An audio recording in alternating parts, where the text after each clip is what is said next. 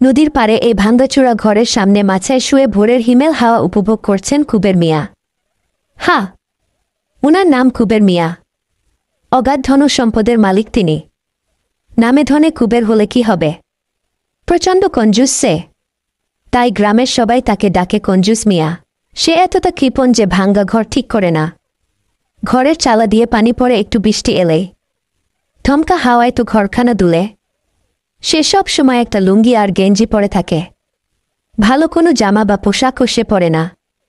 পায়ে তো থাকে ছেঁড়া ফাটা শত সেলাই করা জুতো। খাবার দাবারের ব্যাপারেও সে খুব কঞ্জুস। 3 বেলায় খায় পান্তা ভাত। তবে ভালো মন্দ খাবার যে সে খায় না তা নয়। ভালো মন্দ খেতে মন চাইলে সে চলে যায় কোনো আত্মীয় বা বন্ধুর বাড়ি। কোনো না কোনো বাহানা খুঁজে হাজির হয় বন্ধু বা আত্মীয়দের বাড়ি। মন ভরে পেট পুড়ে খেয়ে চলে আসে।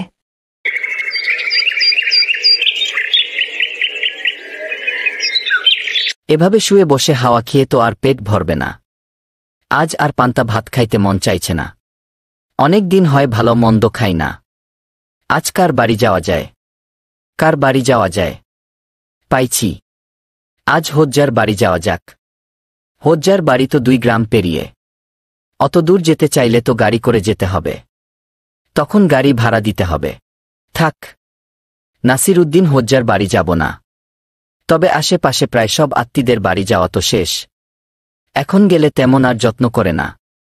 আচ্ছা ঠিক আছে, আজ হোজ্জার বাড়ি যাব। হোজ্জা আবার দীর্ঘদিনের বন্ধু। সে খুব অতিথিপরায়ণ। এখন হেঁটে হেঁটে রওনা করলে দুপুরের মধ্যেই ওর বাড়ি পৌঁছে যাওয়া যাবে। তবে আর দেরি কেন? যাওয়া যাক হোজ্জার বাড়ি। খেয়ে আসি ভালো মন্দ।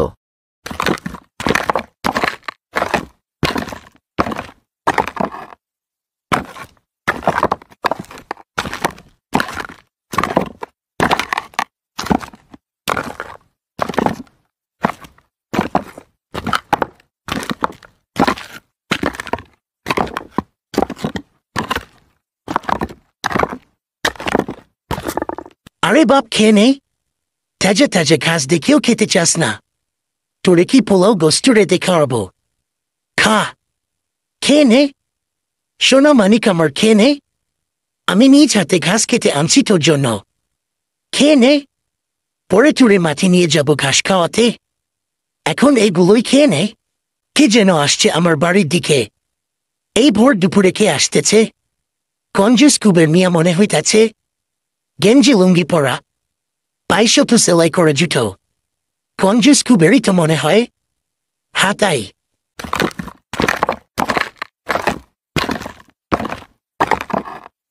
আরে কুবের মিয়া যে, কি মনে করে আমার বাড়ি হঠাৎ করে?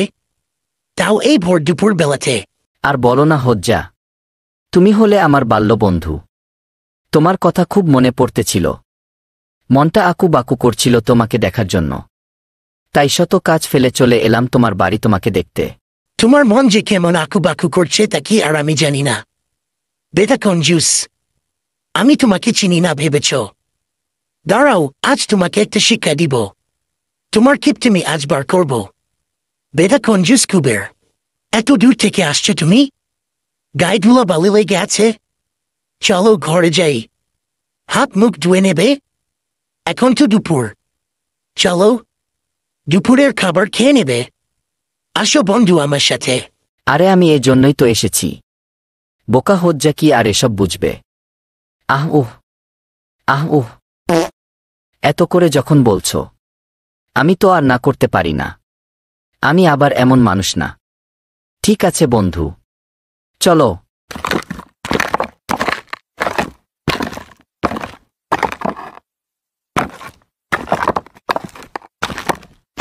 কতদিন পরে তুমি এলে। খুব খুশি হয়েছি তুমি আমার বাড়িতে আসাতে। আর দেরি করো না, খাওয়া শুরু করো বন্ধু। বাহ, কি সুস্বাদু খাবার! আমি তো এসব ভালো মন্দ খেতেই এসছি তোমার বাড়ি। পান্তা ভাত খেতে খেতে পেটে জং ধরে গেছে আমার। আজ পেট পুড়ে খাবো। এমন সুস্বাদু খাবার এক নিমিষেই শেষ করে দিব।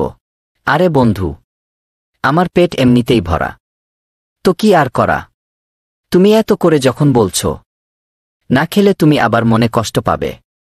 তাই একটু না হয় মুখে তুলি। খেয়ে তুমি একটু শুয়ে বিশ্রাম করো। বিকেলে তোমাকে নিয়ে নদীর পাড়ে ঘুরতে যাব। নদীর পাড়ে ঘুরে এরপর বাজারে ঘুরতে যাব। ঠিক আছে বন্ধু। ওঠো বন্ধু। খেয়ে দুপুরে সেই যে শুইলে এখনো তো উঠলে না। বিকেল হয়ে গেছে, চলো বাইরে থেকে একটু ঘুরে আসি। ঘুম কেমন হলো বন্ধু? ভালো খুব ভালো। খেয়েছি পেট পুরে, তার উপর এমন নরম বিছানা। ঘুম ভালো না হয়ে পারে। চলো বাইরে থেকে ঘুরে আসি। চলো। তবে একটা সমস্যা আছে। কি সমস্যা? তুমি হলে ধনকুবের। তুমি এমন খালি গায়ে বাইরে গেলে লোকে তোমায় কি বলবে? আর তুমি হলে আমার ঘনিষ্ঠ বন্ধু। তুমি যদি এমন খালি গায়ে শুধু গেঞ্জি পরে আমার সাথে বাইরে যাও তবে আমার মান সম্মান কি আর থাকে? তাহলে কি করা? আমার একটা জামা তোমাকে দিচ্ছি, এটা পরে নাও, তাহলেই হবে। ভালো বুদ্ধি। এই প্যাকেটে আমার একটা জামা আছে, এটা পরে নাও তো দেখি। তারপর চলো বেরিয়ে আসি বাইরে থেকে। বহুদিন পর আমরা দুই বন্ধু একসাথে ঘুরতে বের হব। খুব ভালো লাগছে। ঠিক বলেছ, আমারও খুব ভালো লাগছে। দাঁড়াও, জামাটা পরে নেই, তারপর রওনা করব।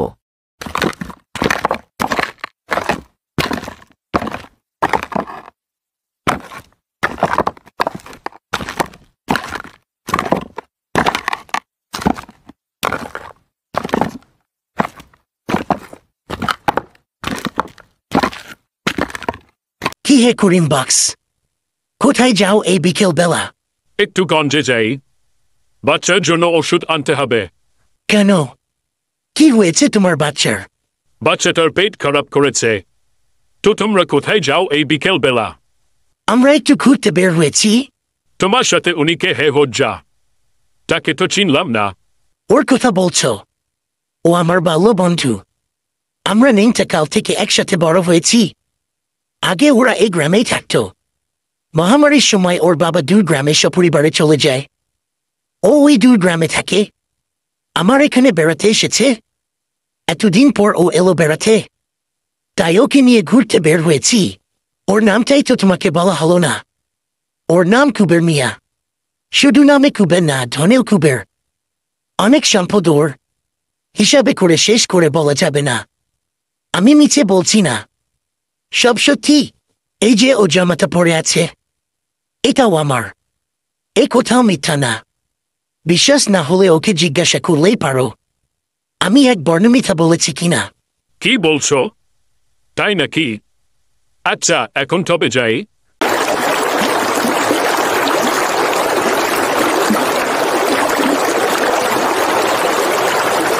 তুমি ওভাবে বললে কেন? কি বললাম আমি? তুমি জামাটা তোমার বললে কেন?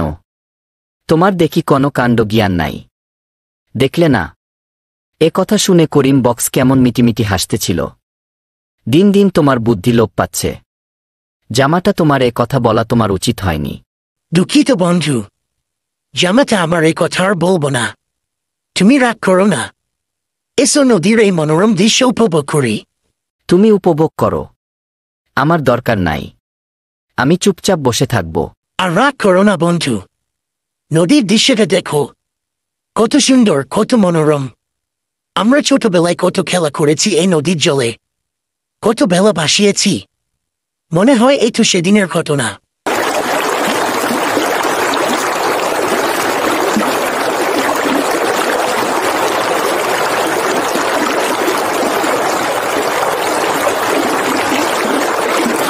মাছগুলা দেখি নদীর পানিতে লাফালাফি করে খেলা করছে। আজ অনেক মাছ পাওয়া যাবে মনে হয়। তাড়াতাড়ি ছিপ ফেলে দেই, না হলে মাছগুলা আবার নদীর ওই দিকে চলে যাবে। ওহ,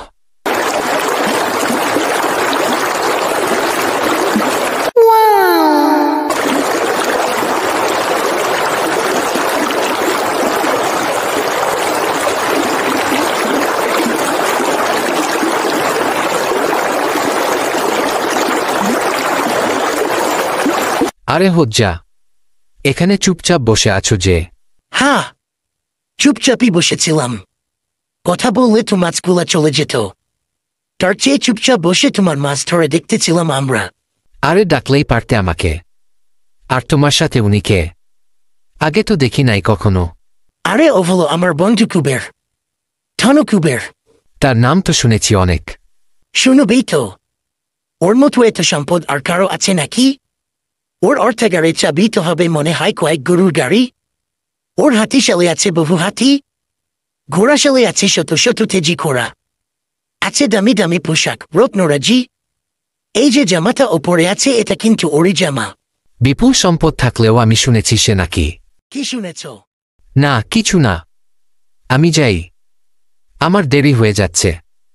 তাড়াতাড়ি না গেলে যে মাছগুলো আমি ধরেছি তা আবার পচে যাবে। আচ্ছা যাও তাইলে। তুমি এটা ঠিক বলনি। আমি আবার কি ভুল বললাম? ওই যে জামাটা নিয়ে যা বললে। এইবার আমি তো কোনো ভুল বলি নাই। আমার জামা সে কথা তো বলি নাই। আমি বলেছি তুমি যে জামা পরে আছো তা তোমারই। সব তো ঠিকঠাক বলেছ, কিন্তু জামাটা নিয়ে যেই না কথা বলেছ অমনি সে তীক্ষ্ণভাবে আমার জামার দিকে তাকিয়েছিল। আর কি যেন বলতে চেয়েও চেপে গেল আর তাড়াহুড়া করে চলে গেল। তুমি বাপু জামা নিয়ে আর কোনো কথা বলবে না। ঠিক আছে, আমি জামা নিয়ে কোনো কথা বলবো না। চলো এবার একটু বাজারে গিয়ে ঘুরে আসি।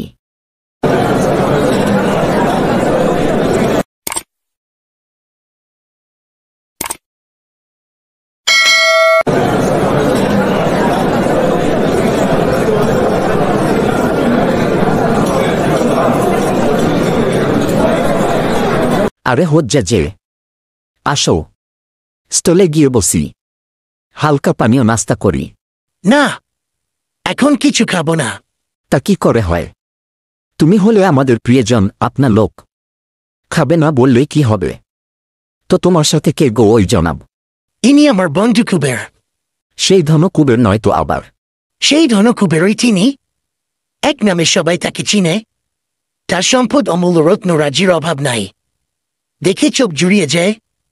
তবে সে যে জামাটা পরে আছে সে বিষয়ে কথা না বলাই ভালো। শুনেছি হজ্জাকে লোকজন দেখলেই ঘিরে ধরে। আজ তো এর প্রমাণ পাইতেছি। লোকজন তো জটলা পেকে গেছে হজ্জাকে ঘিরে। বলতে হবে কেন? আমরা জানি ও তো কঞ্জুস কুবের। কিপটে। কঞ্জুস। ভরা বাজারে আজ এত মানুষের সামনে যে অপমানিত হলাম, তাতে করে আজ হতে আমি আমার কিপটেমি ত্যাগ করলাম। মোল্লা নাসিরুদ্দিন হজ্জা।